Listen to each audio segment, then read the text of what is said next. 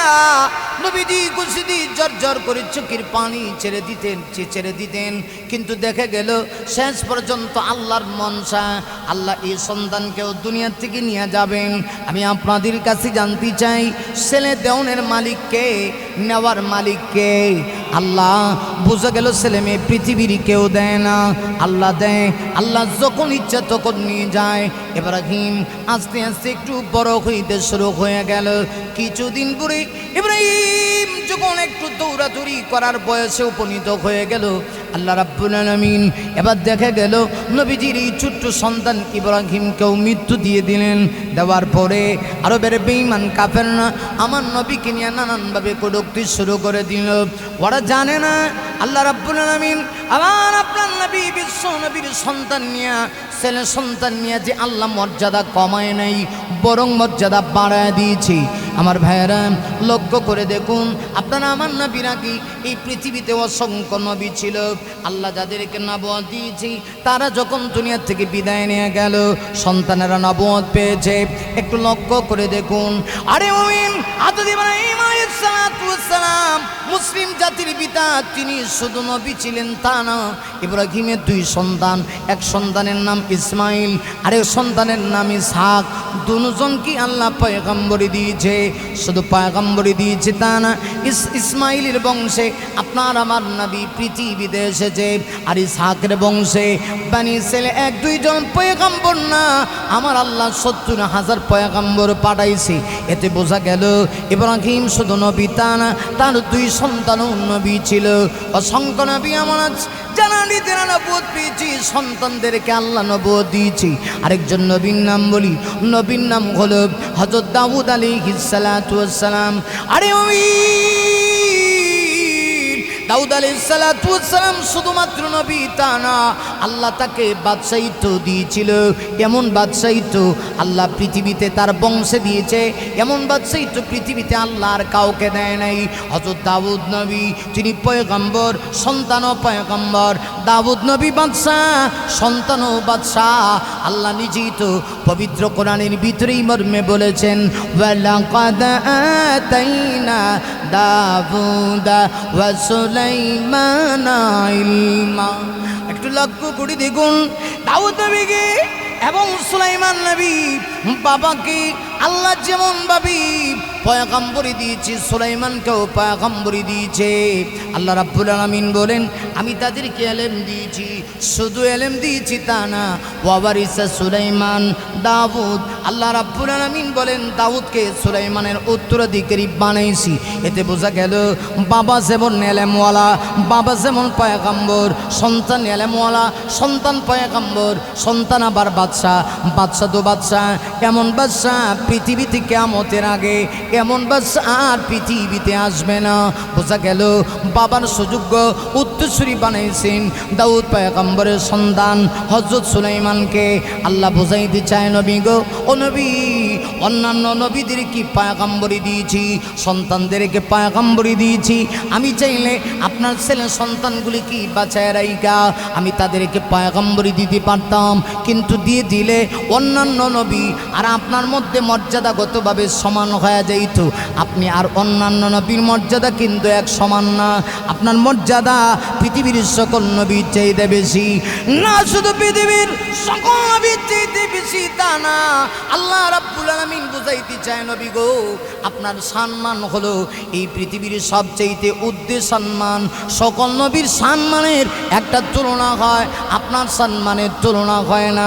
নবী গো, আপনার সন্তানগুলি কি বেঁচে রাইকা অন্যান্য নবীদের সন্তানের মতো যদি আমি নবুয়ত দিই, আপনার মর্যাদা তাদের সমান হয়ে যায়। কিন্তু না, আমি আপনাকে সমান রাখতে চাই না, আপনার সম্মান বহু গুণে আমি বাড়ায় দিয়েছি। এগুলো একটা পয়েন্ট। আরে দুই নাম্বার আরেকটা পয়েন্ট হলো, আল্লাহ যদি নবীর ছেলে সন্তানগুলিকে বাঁচায় রাখতেন, মুমিনরে একটু খেয়াল করে চায় না কার পরে, আল্লাহ যদি নবুয়ত নাও দিতেন, কিছু মানুষ এমন ছিল নবী দুনিয়া থেকে চলে যাওয়ার পরে অতি ভক্ত হইয়া নবীর সন্তানগুলিকে আসনে বসায় দিত, নবুয়তের আসনে বসায় দিত। আল্লাহ কয়, না গো নবী না, আপনার ইজ্জতের উপরে আঘাত লাগবে, আপনার নবুয়তের উপরে কলঙ্ক লেপন হবে। আমি আল্লাহ সেটা বরদাস্ত করতে পারবো না। এজন্য তাদেরকে আমি ছোট্ট অবস্থায় মৃত্যু দিলাম। এখন প্রশ্ন হলো, আল্লাহ যেহেতু মৃত্যুই দিবি, তাহলে তাদেরকে পৃথিবীতে পাঠানোর কি দরকার ছিল? মুফাসসিরিনে কেরামগণ লিখেছে 3 নাম্বার পয়েন্টটা বুঝেন, খুব ভালো করে বুঝেন মুমিন রে। আল্লাহ কয়, নবী গো, আরব দেশের একটা সিস্টেম, কারো যদি শুধু মেয়ে হয় আর ছেলে না হয়, আরববাসী তাকে বলে আবতার।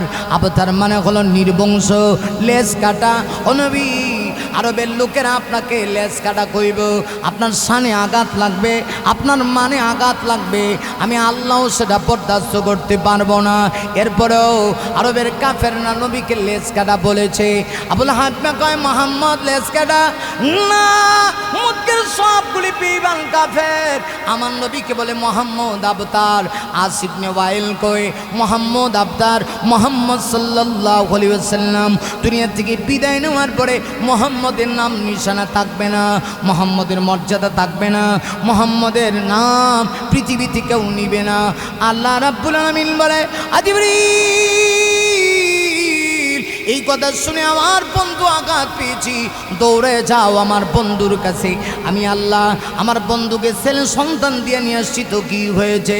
ছেলে সন্তানের চাইতে দামি দামি জিনিস আমি আল্লাহ আমার বন্ধুকে উপহার দিলাম। সেটা কি?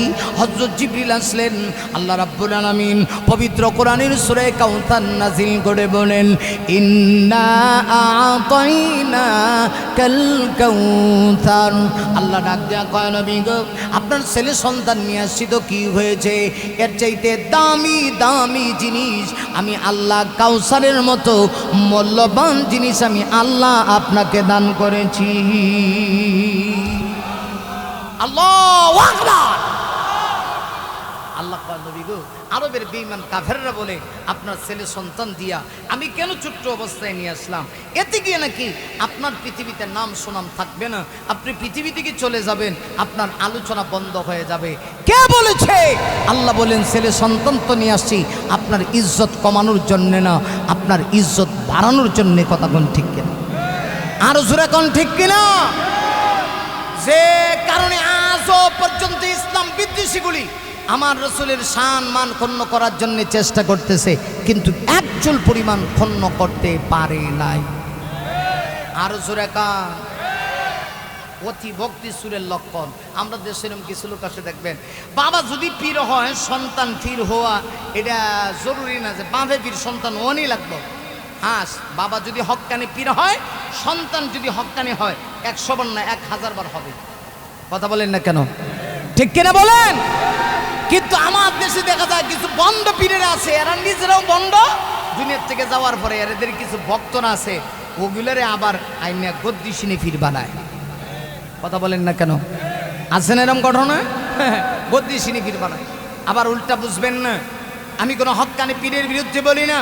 এদেশে ইসলাম এসেছে হক্কানি পীরের মাধ্যমে। এই বরিশাল এই বিভাগটাই পরিচিতি লাভ করছে চরমনার সেই আল্লাহর কুতুব, যে লোকটা কালো ছিল, কালো মালিক ছিল, কিন্তু এই মানুষটার দামে আজকে গোটা বরিশাল সারা পৃথিবীতে পরিচিতি লাভ করছে। কথা বলেন ঠিক? আমি কোনো হক্কানি পীরের বিরুদ্ধে বলছি না, আমি বলছি বন্ড গোলাপিতে বন্ড বন্ড আসেনি। দয়াল বাবা, ল্যাংটা সাপ বাবা, ল্যাং সাপ বাবা, কুত্তা সাপ, বদনা সাপ, নিজে প্রস্রাব করে ফানি লয় না, এর মুড়িদের কোনো অভাব নাই। আসেনি? রাগ করতেছেন না? রাগ করেন গা, রাগ আর বেশি করে করেন। দাওয়াত দিয়েছেন তো, আর দাওয়াত দেওয়া লাগবে না, অন্তত একবার তো দিছেন। এই জন্য হক কথা বলে যাব। আসেনি এরকম কিছু ভিড়? এগুলো শয়তান, ইসলামের জঘন্যতম দুশ্মন। এরা ইসলামের সবচেয়ে বেশি ক্ষতি করছে। বর্তমান যুগে মুনাফিকেরা যেমন ইসলামের ক্ষতি করছে, এর চেয়ে বেশি ক্ষতি করছে কিছু লেবাসদারি ভণ্ড পীরের দলেরা, যারা মুসলমানের ঈমান আমল নষ্ট করতেছে। এদের কাছে গেলে ফাঁক না ফাঁক লাগে না, নামাজ রোজা কিচ্ছু লাগে না। আরে ফিসাব তো এমন হওয়া দরকার, যার কাছে আপনি গেলে আগে নামাজ পড়তেন না, এখন নামাজ হয়ে গেছে।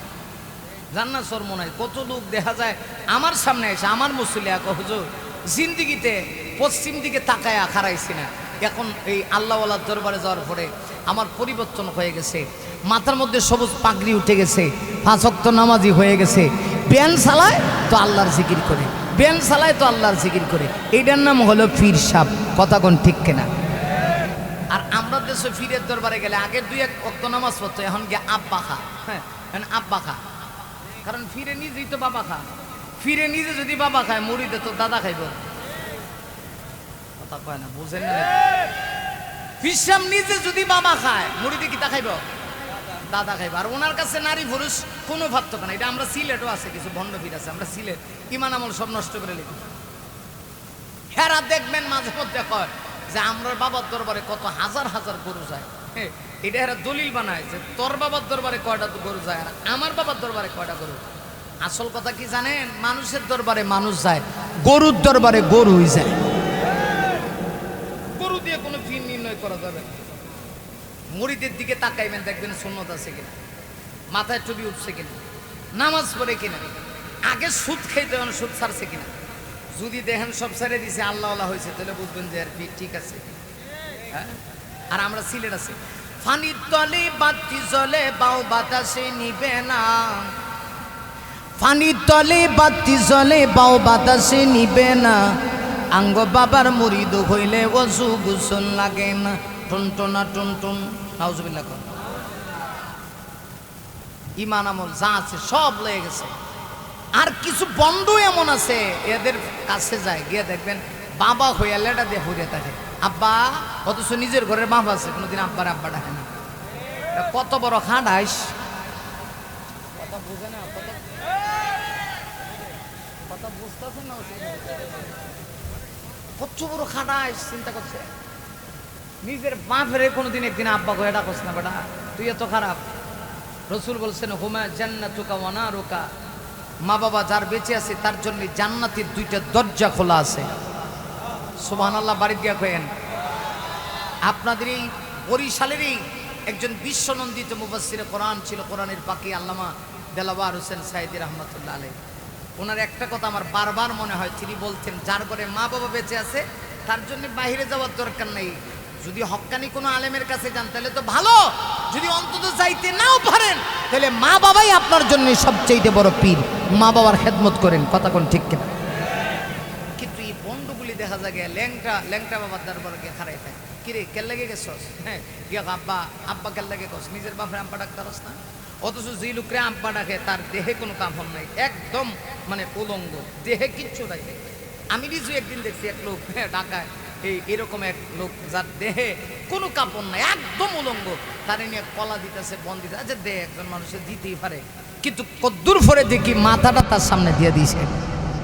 নাউজুবিল্লাহ খান, মাথাটা দিয়ে দিয়েছে তার সামনে। গিয়া বাবা এটা ছেলে দেন, বহুদিন হয়েছে আব্বা ডাকার শখ, আব্বা ডাকার শখ। এই জন্য আল্লাহর কাছে বইতারস না, সিলেটে যায় শাহজালালের দরবারে গিয়া, এখানে ছেলে চায়।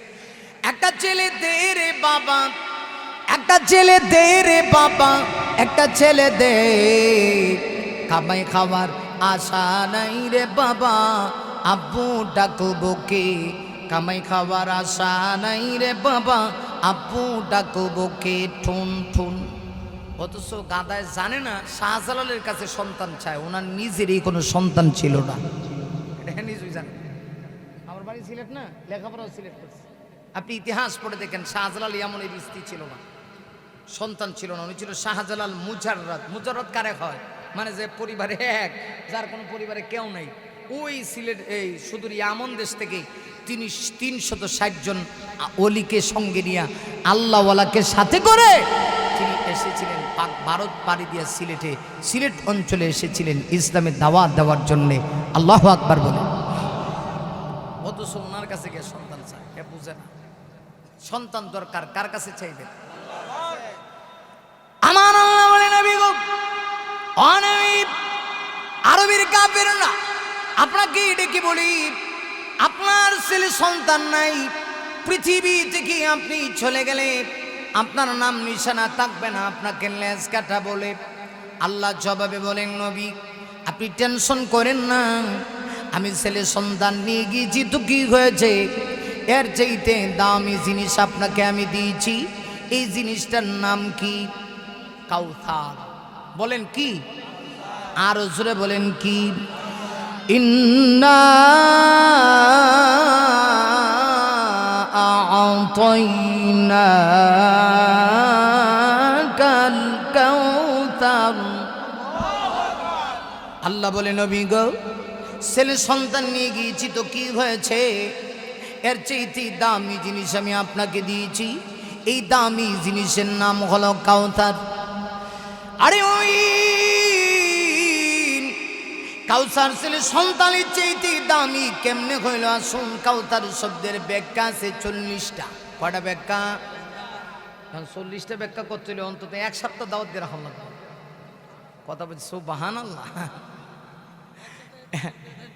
যাক, আলহামদুলিল্লাহ, খুশি হইলাম। আবার যদি কখনো আসি, সবগুলি তো বলা যাবে না, দুই একটা বলবো।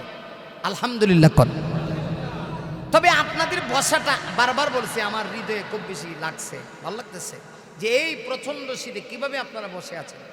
আমার মন বলতেছে আজকের এই মাহফিল আল্লাহর কাছে কবুল, আল্লাহ যেন কবুল করে, সকলে বলে আমিন।